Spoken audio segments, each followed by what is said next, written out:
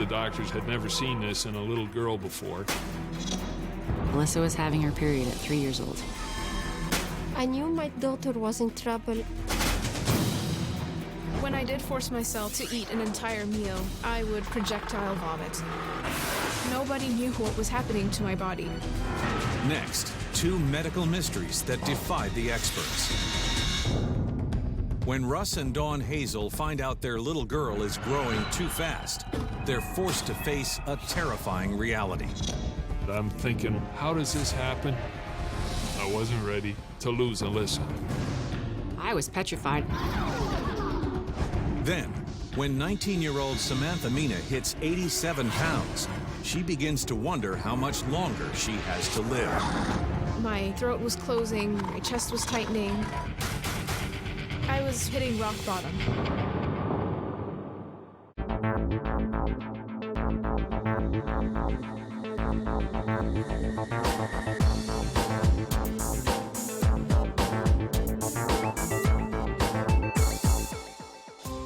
In January 1993, Russ and Dawn Hazael had just settled down in Ontario, Canada, and were focused on one thing: raising their 2-year-old daughter, Kristen. Family life was wonderful. We spent lots of time together. Dawn was a stay-at-home mom, and so she was at home with Kristen, and I went to work full-time. I am a police officer with the Town of LaSalle Municipal Police Service, so it was a little hectic at times. Russ was the most involved father I have ever seen. We had plans to have 2 kids, maybe 2-3 years apart. That winter, the Hazaels begin trying to conceive, and in February, they're delighted to find out that Dawn is expecting. I got the phone call from Dawn. She told me that she was pregnant. We were ecstatic. We couldn't be happier. I had a normal pregnancy. There was no complications. Everything was normal. Dawn goes into labor on September 29, 1993. 5 hours later, the Hazaels meet their new daughter, Alyssa Marie. It's a miracle. You see this little bundle of joy come out. She had lots of red hair. She was absolutely beautiful. She weighed 8 pounds, 10.5 ounces. In fact, everything about the baby seems perfect, except for one unusual feature. She had a birthmark, a very faint mark on her right arm. You can barely see it. We didn't think too much of it.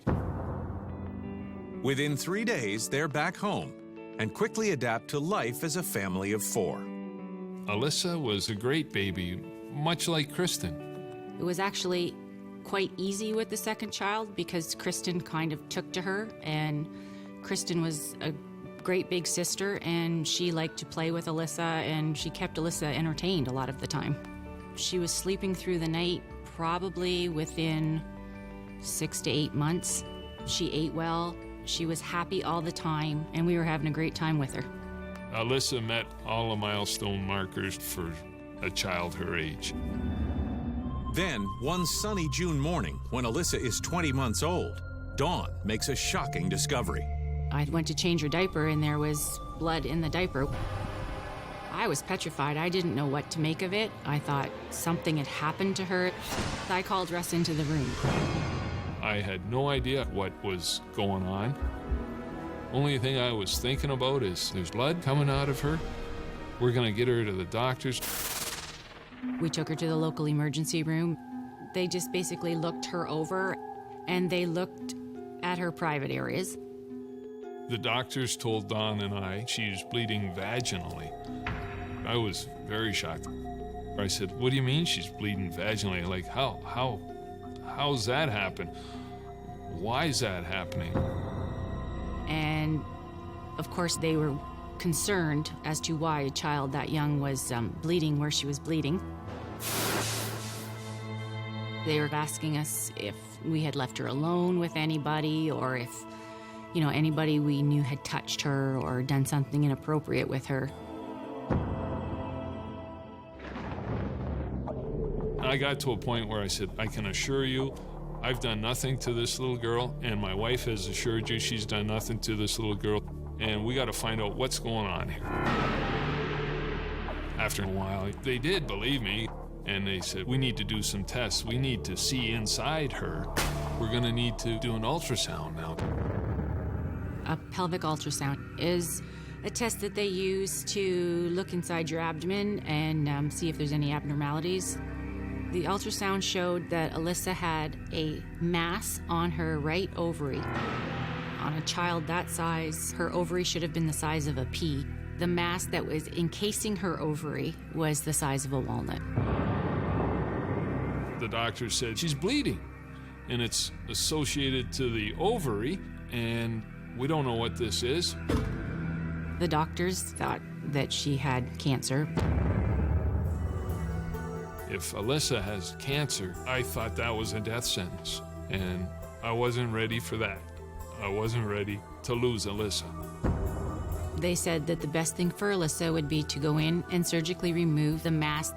And they said, we're going to do the surgery, we're going to test it. If it is cancer, there's a good chance that your daughter may have to go through chemo and radiation and the whole 9 yards. We were just shocked, scared. I've never had surgery. Here's my baby, she's 20 months old, she has to have surgery? We told Alyssa that she was going in to have the surgery. That was the hardest decision that Russ and I had to make, was to allow them to basically cut open our little girl. The next morning, Alyssa is wheeled into the OR. The door's open, she goes in, and Dawn and I are left there as the doors close.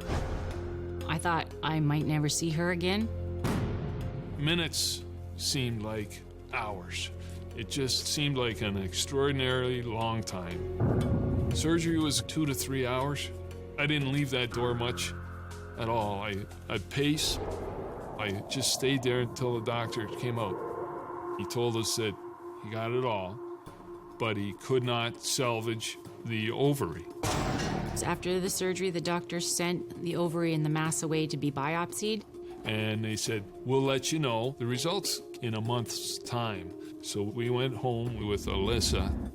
We were really upset that our babies could have cancer. The uncertainty played on our mind. What if it was life-threatening? Finally, an agonizing month later, the findings are in. The mass wasn't malignant. It was a follicular cyst. A follicular cyst is a large, fluid-filled sac in the ovary. Instead of releasing its egg, the sac keeps growing. And he said, well, this is extremely unusual, extremely rare, Mr. Hazael. I can't tell you why it happened. And they said that it would probably never happen again. It was like a big weight taken off our shoulders. We enjoyed ourselves. We watched Alyssa grow and heal. Over the next year, Alyssa thrives, developing new skills every day. But then, one afternoon in the summer of 1996, the unimaginable happens. We had taken Kristen for swimming lessons at the public pool. It was around lunchtime. I had taken Alyssa into the bathroom, and we noticed that there was blood on the toilet paper, and there was like a smear of blood in her underwear. And I panicked. My heart just sank. I was terrified. I couldn't believe that it was happening again.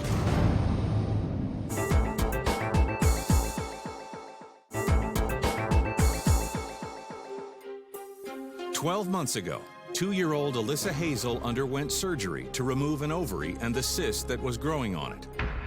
And when doctors give her a clean bill of health, the Hazels are hopeful the worst is over. But now, a year later, Alyssa is bleeding again, and her parents are terrified that she'll lose her remaining ovary, or even worse, has cancer. We took Alyssa to the emergency room and said, docs, here we are. Start telling them what had happened a year prior. And they ordered specialized tests. And the ultrasound revealed that there was another cyst on the left side. The doctors just decided that they wanted to send us to a specialist to see if they could save the ovary. The medical team immediately transfers Alyssa to London Health Sciences Centre 2 hours away, where endocrinologist Dr. Mo Jenner takes over the case. Alyssa was a frightened little girl, having been in hospital before and then coming into a strange hospital with strange people around. I did an external examination of the chest and the abdomen and the pelvis. Dr. Jenner's examination reveals nothing out of the ordinary, but he's struck by Alyssa's height. She's much taller than most girls her age. Dr. Jenner ordered a bone age to be done on Alyssa. They x-ray your left hand, and there's a chart that you can compare these bones with, and it'll tell you pretty close to your exact age just by looking at the bones. Her bone maturity was compatible more with a 5-year-old rather than a 3-year-old. Playing a hunch, Dr. Jenner orders several blood tests, including one for estrogen. Her estrogen levels, female hormone levels in the blood, were elevated. My reaction when the doctor told us that Alyssa's problems could be hormonal was, what do you mean? Dr. Jenner then told us that she probably had precocious puberty. I said, you mean she's having, like, puberty, like a teenager? And he said, yeah, exactly. Precocious puberty in girls is a condition in which excess estrogen causes the appearance of secondary sex characteristics and menstruation before the age of 8. Its causes vary and are often unknown. Alyssa was having her period at 3 years old. We were shocked. As a result of her estrogen levels, Alyssa is also experiencing what amounts to an adolescent growth spurt, 10 years too soon. The worst case scenario would be that Alyssa would grow very fast in her early years, so she would end up being extremely tall at a young age. Then her bones would come to a point where they think that they're at the age where they should stop growing, and her growth plates would fuse. And so she could be 4 feet tall, 5 feet tall at age 8 years old, and that would be as much as she grew. Without any treatment, she would progress. With the secondary sex characteristics, which include breast development and pubic hair development, at the age of 3 or 4. I'm thinking, how does this happen? There's no reason, no explanation. Where can we get some answers? And then how can we fix her? To ward off early puberty, Dr. Jenner immediately starts Alyssa on a medication to keep her estrogen levels in check. The hormone blocker should reduce the number of follicles on the ovary and cause some reduction in size so that the surgical option would not be necessary. 1 month later, Alyssa was scheduled for follow-up ultrasounds, and they showed that the cysts were diminishing. We were overjoyed that she was back to her normal self. And by the time Halloween rolls around, the Hazels are beginning to feel confident that Alyssa's medical issues are under control. That day, the kids were getting ready to carve their pumpkins. Alyssa opened the door, and she just tripped and fell down. She had a little bump just on her, like on her shin, in the tibia area. We figured she'll be fine. But over the next week, the bump on Alyssa's leg didn't really go away. She complained that her leg was sore. So we decided we'll take her in and get it x-rayed. The doctor ordered an x-ray, and then he came to us and said, you know, she's got a fracture in her tibia here. And he said her bones are very unusual. Her bones are not solid. They're very fibrous. When you see them on an x-ray, it's described as ground glass. They're not nice, solid on the inside. They're very fluffy and fuzzy. He told us the casing of the bone should be like 4 or 5 millimeters thick. He said, but Alyssa's, he said it's like a sheet of paper. It's very thin. The doctors had never seen this in a little girl before, and they were concerned and didn't really know what was going on. I was terrified.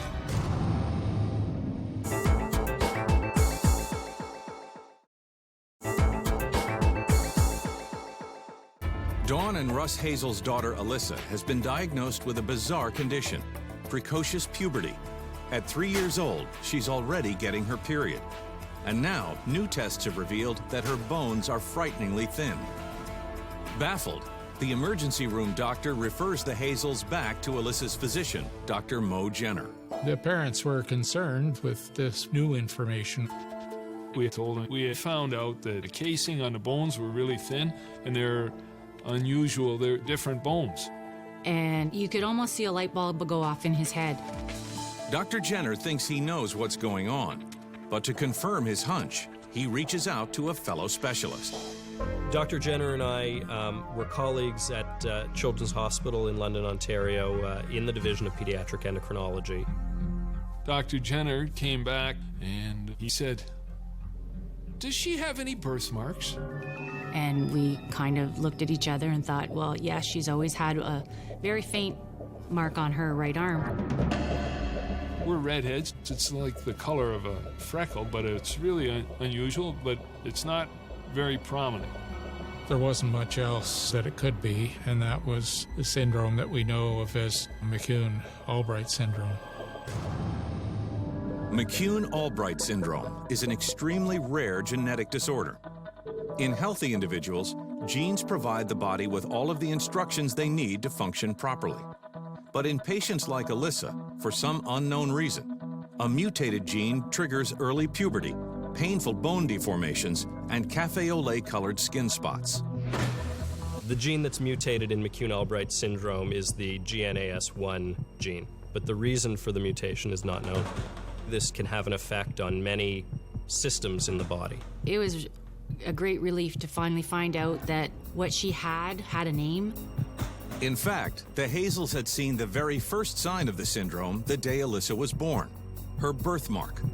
The mutated gene can affect skin cells and cause the affected skin cells to appear darker, and this leads to the cafe au lait spots that we see. Then, over time, the same mutated gene triggered an overproduction of estrogen, stimulating the growth of Alyssa's ovarian cysts, her period, and her growth spurt. The cysts that Alyssa had in her ovaries related to the high activity of the cells in the ovary that are making estrogen. As these cells work harder and harder, they get larger and larger and form these cysts. These high estrogen levels led to an early growth spurt and early menstruation. And it also caused Alyssa's bones to develop abnormally, leading to the fracture of her tibia. Normal bone is going to be composed of harder, more dense bone around the outside, and inside the bone, there's more of a lattice work. It helps with how the bone handles stresses. In patients with McCune-Albright syndrome, this architecture is abnormal. And because of this, the bone becomes more prone to fracture. And as the disease progresses, differences between the densities of bone can also result in severe impairments. The worst-case scenario with patients with McCune-Albright syndrome is that the bones can be deformed. You'll see it in the bones of the skull. When it develops in the skull, it sometimes becomes thicker bone, so we run the risk of having difficulties with her eyesight. Her hearing could be affected. Her teeth could be affected too. We were shocked with the diagnosis. Now, what does this mean? What do we have to look forward to? While there's no cure for McCune-Albright syndrome, it can be treated. Alyssa should continue to take the hormone blockers to ward off puberty. When the blocking agents are removed at the normal time of pubertal onset, which would be around 12 or 13, then she could progress and have the normal hormonal fluctuations. And Russ and Dawn will have to be careful to keep Alyssa out of situations where her uneven bones can easily fracture. He said there'll be no contact sports, there'll be no ice skating, no rollerblading, anything that can be risky behavior where you're going to fall down. She's got a little trip and fall, she'll break. Unfortunately, there's a possibility that Alyssa's bone malformations will eventually affect her appearance. The facial deformities that occur with McCune-Albright cause asymmetry, in other words, an imbalance of features between the right and the left side, and some overgrowth of bone in the base of the skull and in the cheeks. I was concerned that Alyssa would be different than other kids. We didn't want her to experience pain. We don't want your kids to experience any pain. I was so scared.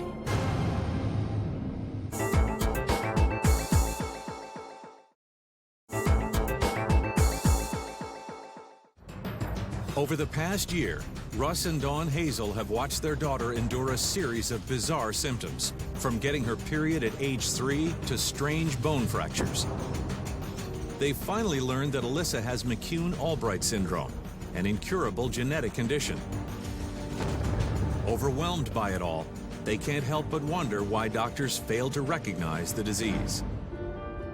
McCune-Albright syndrome is a rare genetic syndrome, less frequent than 1 in 100,000 individuals. Aside from Alyssa, I've seen one other patient with McCune-Albright syndrome. Now that we know what it is, you can move on and deal with things when they come. She was limited in her physical activities that we would allow her to do. We compromised in other ways, and we protected her as much as we could. Today, Alyssa is 16 years old. She has experienced puberty like any teenager. And just like any adolescent, she does things that make her parents nervous. I'm wearing a brace because I was on a roller coaster and I really hurt my neck. She's a very determined little girl. She's learned to adapt herself to be able to do things that other kids can do. She's well adjusted and she's just happy. I try to blend in as much as I can at school. It hasn't affected my life that much. I try to act as normal as I can. While the disease has affected her appearance, Alyssa's case is relatively mild. Alyssa is experiencing these facial deformities to a somewhat lesser degree than other children with this syndrome. And the Hazaels take heart that her condition hasn't dimmed Alyssa's spirit. Alyssa is the most positive, upbeat, happy person you're gonna meet. She's always got a smile. It's an honor to know Alyssa. She's taught me how to deal with things. When I look at her and I see the kind of kid that she's turned out to be, you're so proud. And I hope she gets whatever she wants out of life. I don't let the disease hold me down. I just try to be positive and just accept it and just go on with life. While Elissa Hazael's parents had no idea she'd been living with a terrifying disease since the day she was born, 19-year-old Samantha Mina suddenly developed a debilitating condition that pushed her to the brink of death within just a matter of months. As a young girl growing up in Reston, Virginia, Samantha Mina enjoyed an especially close relationship with her mother, Samia. Samantha is the best thing that ever happened in my life. My mom was always super supportive of me. Anything I wanted to do, she definitely believed in me, said go for it. Their relationship grew even stronger when they found themselves on their own in the fall of 2000. I was 12 years old when my parents divorced. It was a very difficult time. She's the one who used to take care of me, encourage me. Samantha was an adult before her time. Definitely after my parents divorced, my mom and I became best friends and started telling each other everything. As an Egyptian immigrant, Samia believed firmly in the American dream and always encouraged Samantha to do her best. Samantha was always an A+ student. A is not good enough. I do consider myself an overachiever. I've always been very driven, definitely had to be the absolute best at everything I attempted. In school, Samantha was a dynamo. She consistently brought home top grades and was active in sports, despite her small build. Samantha was always tiny since she was a little girl. I definitely have a small frame, bird bones, my mom calls it. I was thin, but I was also healthy. I would do everything all my friends did. I was involved in cheerleading. I got into archery when I was in high school. I really enjoyed running. I was one of those students who tried to do everything. And when Samantha graduates from high school in the spring of 2006, she can't wait to start her freshman year at the University of Virginia in Charlottesville. Samantha was very excited to go to college. She wanted to be a professor. My life was definitely going all according to plan. I took my studies very seriously. I would study every night for hours. Samantha's very driven, and if it means staying up till 2 a.m. to finish an assignment, she'll do that. As the end of the spring term approaches, Samantha and Alex celebrate at a local restaurant. She has no idea how radically her life is about to change. We went to a fancy gourmet pizza place, and I had a big slice of pizza, and I remember about 3 bites in, I felt a stabbing in the upper left quadrant of my belly. And I thought maybe it was gas. She said, no, it's different. It was very, very intense. Within a few hours, the agonizing pain subsides, and Samantha thinks little of it. But over the next 4 days, the debilitating cramps return again and again. Every time I would eat or drink anything, I would get this stabbing pain. I wanted to scream. The only thing that could make this pain diminish or go away was to not eat. I began to think that something is seriously wrong. So I went to the doctor. I described my symptoms, and I told him I feel like my stomach is being twisted every time I eat, and he said, well, most likely you have irritable bowel syndrome. Irritable bowel syndrome is a common disorder of the large intestine, characterized by cramping, diarrhea, and abdominal pain. Its cause is unknown. The doctor said that the only way to handle it is to just simply try to avoid the foods that set you off. And he said all you have to do is figure out which foods cause so much pain and just avoid those foods. And, I thought, that's a possibility. That might be the case. That's when I decided that I would not even attempt fatty foods, junk food, sugar. I thought if she just ate the right things, then she would be fine and she wouldn't have any more problems. So I put myself on a very bland diet. I would eat plain bread, crackers, boiled vegetables, boiled chicken. But I found that even the bland foods would cause pain. This sharp, stabbing pain at my upper left belly. It was like a knife, a hot knife, stabbing me over and over in the same spot. It was just so painful. Then, to make matters worse, just a week after visiting the doctor, a frightening new symptom begins to emerge. We went on a shopping trip, and she ate some of the food that we had at the mall. She went to the restroom, and when she came back out, she told me that she had thrown up. I thought that it could be food poisoning or a stomach bug, and it would pass. But over the next 5 days, Samantha doesn't feel any better, and soon finds that eating more than 3 bites of anything makes her throw up. I learned to decrease my portions, and so, if I would eat just a handful, I would feel a tiny bit in my throat come back up. And when I did force myself to eat an entire meal, I would projectile vomit. And along with the vomiting, the stomach pains seem to be reaching a whole new level of intensity. I think it was torturing her. She got to a point where she didn't want to eat. I became afraid of food because food always inevitably equaled pain. I grew to hate mealtimes. I would have this empty feeling inside of me, this lack of energy, being drained. You need to eat. But I knew if I ate, I would be in pain.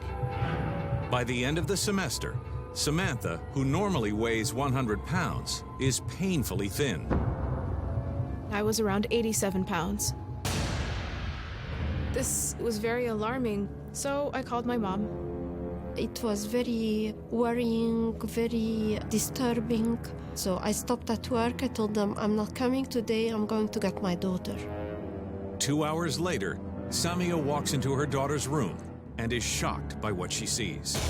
When Samantha changed, I saw her arms and her legs. I can see the detail of the bones. She had black under her eyes, and her face got very pointy, and it scared me. I could not believe myself what I have seen and what was going on with her. I knew my daughter was in trouble, and there was no time to waste.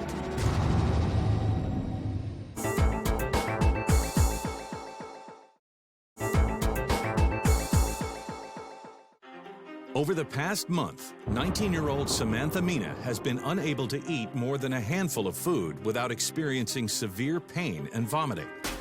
Her doctor is confident that irritable bowel syndrome is triggering the symptoms, which can be managed by simply changing her diet. But when Samantha's weight plummets to 87 pounds, she's sure something else is going on and makes an emergency appointment with a specialist. I saw a gastroenterologist. She gave me an exam, pressed on my stomach in a lot of places. The doctor weighed me and told me that I had what she described as the typical profile of an anorexic, which is young, female, perfectionist. Anorexia nervosa is an eating disorder in which someone deliberately does not eat for the purpose of getting thinner. She told me that I wanted to starve myself. I was just shocked that she would jump to that conclusion immediately when my stomach pains and vomiting were so real, so terrible. I just couldn't believe it. It just made me so mad. I knew that it was not anorexia. There was something physically wrong with her. Desperate for an explanation, Samantha sets up appointments with every kind of specialist she can think of. I went to see a cardiologist.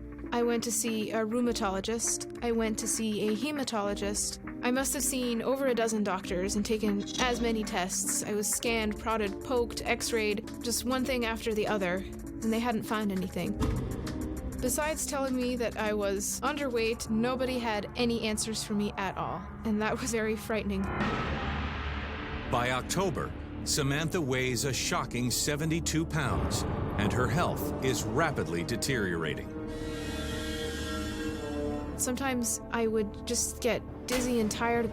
Walking back to my room, I would take rests on the curb, put my backpack down, sit down, put my head between my legs sometimes because I'd just be so tired from walking.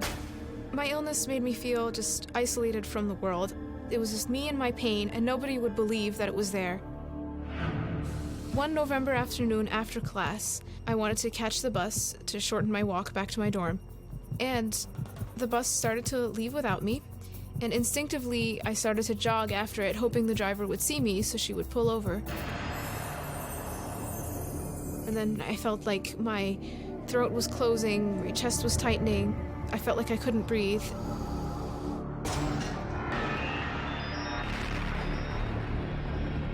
Next thing I knew, somebody had called for an ambulance. Everything happened so fast, I didn't know what to feel. I was just basically trying not to panic. When the ambulance came, they put me on a stretcher and lifted me into the ambulance. I was taken to the hospital, to the ER, and there they checked my heart rate. I was given an EKG. The doctor said that my heart was weakened by my weight loss.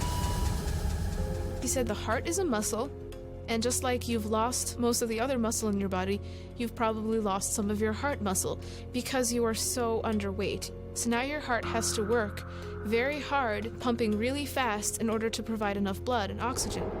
He said that according to the World Health Organization, I was below the starvation point. And that was a very frightening thought. I was hitting rock bottom. I was very scared for Samantha. It was very scary. I was scared she was gonna die. It was really frustrating and frightening because nobody knew what was happening to my body. I was reaching the end of my rope, so I was thinking I have to take matters into my own hands. Samantha throws herself into researching her symptoms, and just 3 days later, she's onto something. I noticed with all the tests that were being done that they were all focusing on my stomach or my large intestines. So I started thinking, what about everything in between? So I did some research and I read about an upper GI series and how that got good images of the entire stomach, small intestines, and large intestines. Convinced this may be the key to understanding her condition, Samantha requests an upper gastrointestinal series with radiologist Dr. Ziad Haddad. I first came into contact with Samantha on January 18th, 2008. Her body was telling her that something was wrong, and she was determined to get to the bottom of it. I was quite surprised with the severity of her symptoms. That afternoon, Samantha undergoes the test. So an upper GI series is a study performed by a radiologist where we use continuous x-rays called fluoroscopy. It's a way of looking at the upper digestive tract. The patient drinks barium, a contrast solution that allows the radiologist to watch in real time as the mixture travels through the digestive tract. During the test, he said, "I see a problem. The solution is not flowing through your intestines." He said, "This is extremely serious." I was very frightened, but I was determined to find out what was wrong.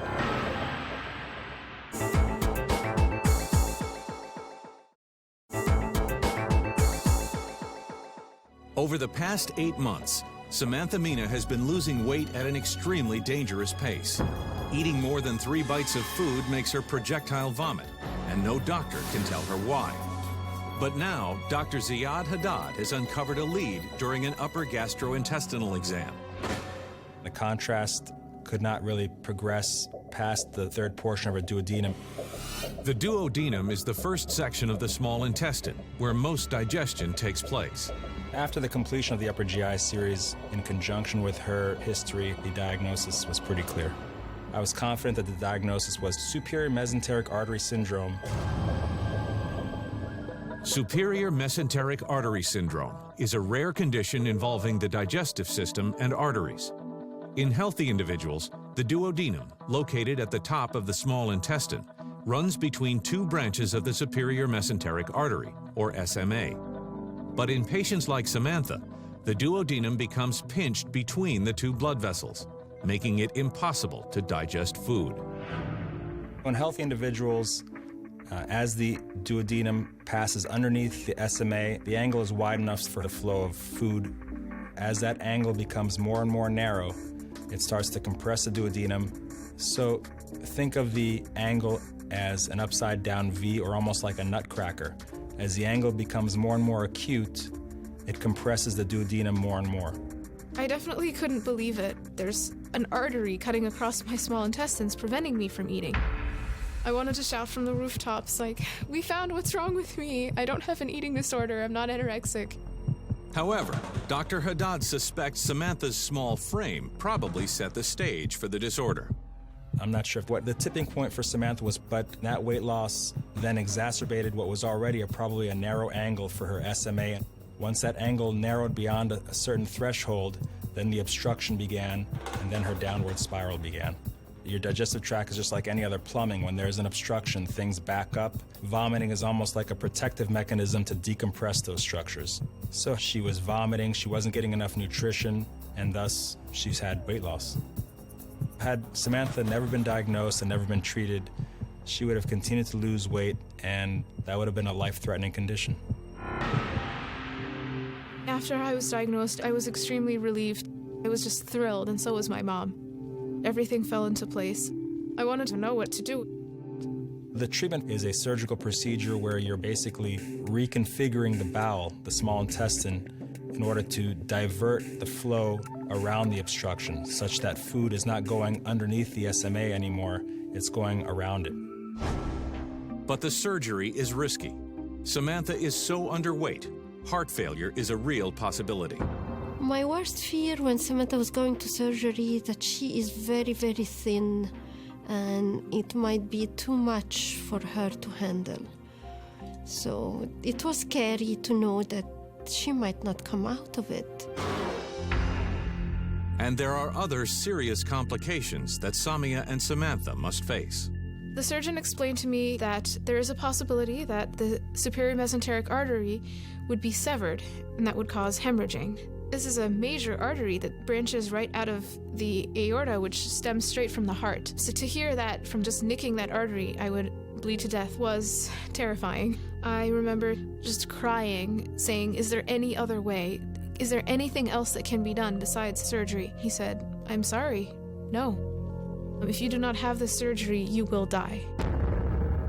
I decided that despite all the risks involved with a surgery like this, that I would go through with it. My surgery was scheduled for 3:30 p.m. on January 31st, 2008. I just felt like, let's do this. I'm ready to have my life back. Finally, Samantha is wheeled into surgery. It was a long wait. I've been through a lot in my life, but that was the worst experience I ever had. After 8 long hours, the operation is complete.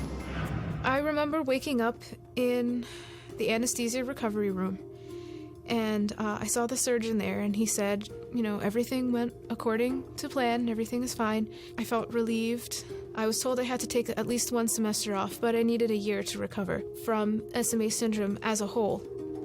I was put into physical therapy because I had lost a lot of my muscle mass from all the weight loss and the malnutrition. She still had to be on some liquid diet and then soft diet, and then little by little introducing the solid food. So it was like a mother who is feeding a baby. Every day was an improvement for Samantha, and that was exciting. I remember standing on the scale at a post-op appointment and seeing that scale read 85, and that was the most beautiful number to my eyes. I was just thrilled, and so was my mom. As Samantha begins to recover, she can't help but wonder why not one of the many experts she consulted was able to recognize her condition. SMA syndrome is a rare disease. The diagnosis of SMA syndrome is hard to make on a clinical basis alone because the symptoms associated with it are fairly nonspecific. I was just so happy to be on the road to recovery. Today, Samantha feels better than ever. She graduated from college with honors, and her future looks bright. I feel like I do have my life back. I do anything I want to, social events. I have more energy. Samantha gained 30 pounds since she got sick. She's a blessing. She's a joy. She's happiness. I would say Samantha is a better person. She was already a great person, but I think her suffering, it's helped her realize what's most important to her in life. I will soon be starting law school at the University of Virginia. I'm specifically interested in patient advocacy. Sometimes in the healthcare system, you have to be your own advocate. Don't ever let someone brush you aside, say that nothing is wrong and there's nothing we can do about it. There always is something you can do. I am living proof that there is hope for people with my condition.